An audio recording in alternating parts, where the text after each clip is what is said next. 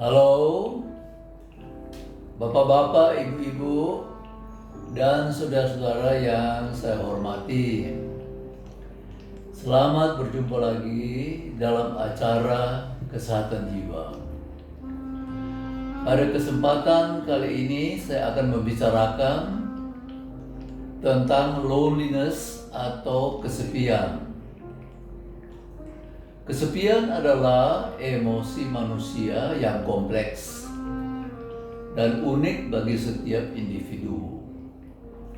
Karena tak ada sebab yang tunggal, pencegahan dan penanganan pun sangat bervariasi. Walaupun kita tahu kesepian itu sesungguhnya mengganggu atau bahkan merusak state of mind.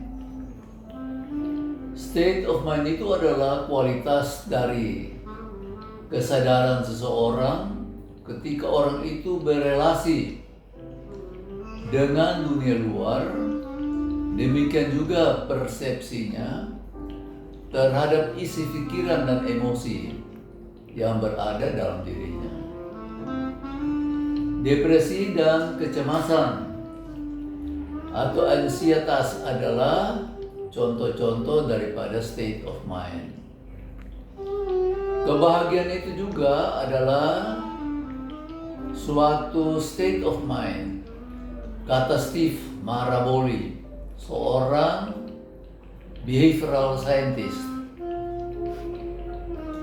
Kesepian seseorang yang dikarenakan oleh kematian orang tuanya tentu berbeda dengan orang lain yang kesepiannya karena ditinggalkan berpisah oleh sahabatnya. Coba kita dengar dahulu apa kata orang tentang kesepian atau loneliness itu. Jika engkau mau jadi kuat atau strong, belajarlah bagaimana menikmati keadaan seandainya lagi sendirian. Banyak orang berpikir jika lagi sendirian, pasti membuat orang merasa kesepian. Akan tetapi aku tak mempunyai pikiran bahwa itu benar. Kesendirian atau berada dalam kesendirian masih jauh lebih baik daripada berada dengan orang-orang yang membuat aku merasa kesepian.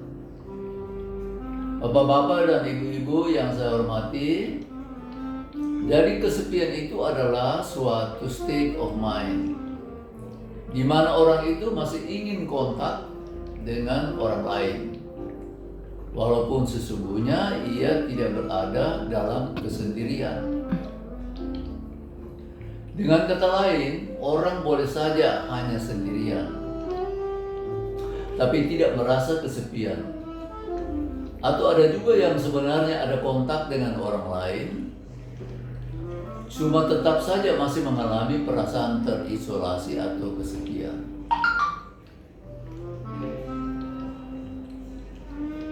Sementara banyak orang yang mendefinisikan kesepian sebagai suatu state of solitude or being alone, lagi dalam kesendirian. Namun kalau kesepian atau loneliness bukan yang itu, tapi sesuatu yang benar-benar keadaan state of mind. Kesepian menyebabkan orang merasa hidup ini kosong, sendiri, dan tak menyukainya. Mereka yang merasa kesepian sering mendapatkan human contact, tapi state of mind atau status kejiwaan mereka yang membuatnya sulit untuk berkoneksi dengan orang lain. Banyak peneliti yang menyarankan bahwa kesepian itu berkaitan dengan isolasi sosial, kurangnya keterampilan bersosialisasi, introvert, dan depresi. Loneliness menurut banyak expert tak memerlukan keadaan di mana ia mesti berada sendirian.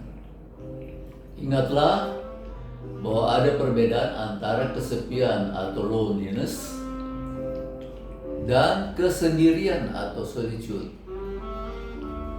Loneliness dan isolasi tak baik untuk kesehatan jiwa dan kesehatan fisik juga. Loneliness ditandai oleh adanya perasaan isolasi meskipun ada keinginan untuk koneksi sosial. Sering dirasakan sebagai suatu involuntary separation atau perpisahan yang tidak disengaja. Mungkin terasa seperti penolakan atau merasa seperti diabaikan orang lain.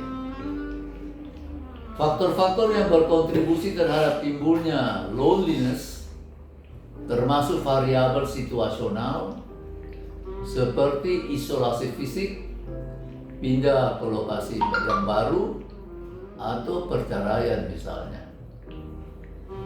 Kesepian juga bisa karena gejala psikopatologis seperti gangguan depresi.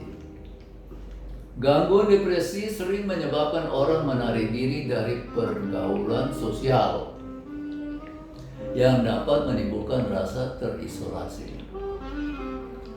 Kesepian dapat juga dikaitkan kepada faktor internal untuk menimbulkan low of self-esteem atau rasa harga diri yang rendah yang merupakan bagian dari gejala gangguan depresi. Orang dengan kurang rasa percaya diri sering meyakini dirinya kurang berharga, kurang mendapat perhatian, atau tidak dianggap oleh orang lain, sehingga dapat mengisolasi diri dan menjadikan kesepian yang menahun. Orang-orang yang introvert kurang bisa mencari koneksi sosial, sehingga ia dapat menyumbang terhadap timbulnya perasaan terisolasi dan kesepian. Kesepian yang berat berkaitan dengan gejala-gejala kesehatan fisik, tinggal sendirian, kurangnya jaringan sosial, dan lain-lain. Kadangkala yang menjadi kambing hitam adalah adanya jaringan internet atau sosial media. Memang sering kita melihat orang-orang berkumpul, tapi masing-masing sibuk dengan HP-nya sendiri-sendiri, bukan?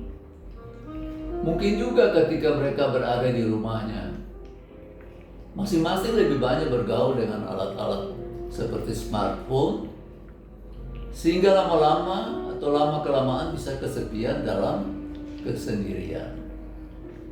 Kesepian itu tentu dapat diatasi. Hal itu membutuhkan usaha secara sadar untuk melakukan perubahan. Dalam perjalanan panjang ke depan, melakukan perubahan itu dapat membuat orang lebih berbahagia, lebih sehat, dan memungkinkan orang itu mempengaruhi orang lain secara positif. Boleh mencoba kerja di bagian pelayanan masyarakat atau lain aktivitas yang disenangi. Di situ tentu akan banyak kesempatan berjumpa orang-orang yang kemudian bisa menjalin pertemanan dan interaksi sosial. Senantiasa berharap yang terbaik. Orang yang kesepian sering mencurigai ia akan ditolak orang. Oleh karenanya, pada kebalikannya, ia mesti memfokuskan diri pada pikiran dan sikap yang positif dalam berelasi. Fokus pada pengembangan relasi yang berkualitas. Carilah orang yang mempunyai sikap-sikap, minat-minat, dan nilai-nilai yang mirip dengan dia. Kenalilah bahwa kesepian adalah suatu tanda bahwa ada sesuatu yang mesti diubah. Jangan mengharapkan hal itu dapat diubah dalam sekejap, namun dapat dimulai dengan mengambil langkah-langkah yang dapat meringankan perasaan kesepian itu dan ciptakan koneksi-koneksi atau relasi yang mendukung kesejahteraannya. Mengertilah efek dari kesepian dalam hidupmu. Ada gema dari kesepian secara fisik dan mental.